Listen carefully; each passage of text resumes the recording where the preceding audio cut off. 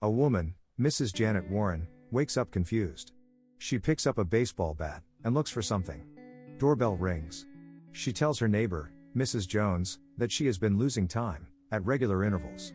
She hears some music, followed by a lightness, a whooshing, and then next thing she knows, she is waking up in her bedroom. She thinks she has brain tumor. They both are awaiting the arrival of a mysterious egg that is advertised as something they need and is going to fix everything forever. A family is having dinner. They talk of their neighbor, Don Parker, who lit a match and burned his entire house to the ground. The man takes his son to the immolation center, where they watch people playing with fire, which turns out to be an advertisement for the egg. Part 1. It's ugly. 11:30 a.m. Janet and her neighbor Jones wake up, having lost time again. Janet says she saw the egg. She saw it in a commercial, in her head. She thinks it's ugly. They don't even know what the egg is, or what it does. The only thing they know is that they need to have one. She thinks the egg has something to do with the blackouts. She finds a twig in her head. Her friend doesn't want to be included in whatever's happening to her. She wants to leave, but Janet tries to stop her. Jones screams, trying to escape Janet, and eventually succeeds. Part 2. Real. Human. Being. Janet calls her husband's office while taking her medication. Megan answers the call and tells her that Mr. Warren is in a meeting. Janet asks Megan, why does she want her family's egg? She answers, because it's coming out. Megan believes that the egg is going to make everything okay forever, not just for her, but for the entire world. Janet calls the egg customer service. An automated voice answers. But Janet wants to talk to a real human being. She wants to know what the egg is, and what it does. They transfer her call, and put her on hold. A car arrives. It's Marge, her neighbor. She got her egg. Janet wants to look at it, but she refuses. Her call is finally transferred to someone called Megan. She tells Megan that she wants to cancel her family's egg. Megan wants to know the reason. Janet says she doesn't want any egg anymore. They are processing her request. She wants a confirmation, but they hang up the phone. She looks at the twig she found in her head. She notices a spot on the window, and she has the same spot on her shoe. She enters a room meant for a baby. There's a baby monitor on the desk. She takes it out, turns it on, and puts it in her bedroom. She waits for the next blackout. Another commercial runs, this time featuring Janet. She is crying in the kitchen. She notices blue liquid on her shelf. The commercial then shows paper towel with better cleanup. Janet wakes up in her bedroom. She checks the baby monitor. It shows her floating in her bedroom and out through the window. Part 3. The Madwoman in the Oxygen Tower. 1:33 p.m. Janet calls Bunny Patch Daycare, an astrologer. Chantel picks up. Janet tells her that she believes she was taken. Abducted.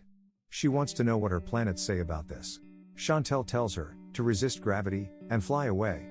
Janet ties herself to her chair, which is bigger than the window. The blackout happens, she starts floating through the window. But the chair gets stuck. 3 aliens, conomits, from the original series, look at her being stuck. They discuss taking her without her leg, but her leg is the best part. In the original series, conomits were a race of aliens, having a single shared mind that abducts human to cook and eat them. They want to cook her in an original recipe. They don't want her to wake up, as she has a mind of her own. Janet wakes up. She notices the aliens. She calls for them. She wants to know what they are doing with her. They says that they don't know, they only work here. She wants to talk to their leader. Part 4. Like the great clittering cities of your world. Janet is talking to the aliens through live video on July 7, 1974. She is married, have 2 children, 2 sons. 2 years ago, she delivered a stillborn. The aliens are watching the message. She hates her paint colors, her living room drapes, her cars. She wanted different things than the ones she have. She wants to know where she is. They ask her not to make any threatening movements. She wants to know why they are afraid of her. The Queen tells her that humans change their minds unexpectedly. But the aliens have a single shared mind, and to change it would require the same energy needed to reverse the flow of a river. They've been watching humans since they first heard their radios. They received all their signals, the pictures, the music, audience applause. They hoped it was evidence of a shared single mind. They were disappointed to learn that it was all artificial. They also studied the television commercials. They struggled to understand what the humans need and what they want. And why? Most often, they weren't the same thing. The humans must be stopped. A human being is most vulnerable when it perceives a lack of something, and Janet always wanted something other than the things she already had. Janet says, that's every human ever. The Queen says that her wanting is powered by grief. The Queen is the one who laid all the eggs, meant to invade humans. The idea for the egg was from Janet. And everything will be okay again, because there won't any humans around to change their minds. Janet wants to know what time it is on Earth. She wants to go back home. The Queen reminds her that she attempted to cancel her egg, but it wasn't really cancelled. The egg is a spawn designed to eradicate humans. But Janet wants to hold the egg, even for a little while, because it's hers. Janet wakes up in her bedroom. She goes to her stillborn's room. She goes to the fulfillment center to get her egg. The episode ends with a lot of spaceships invading Earth and eradicating humans. Like and subscribe for more videos like this.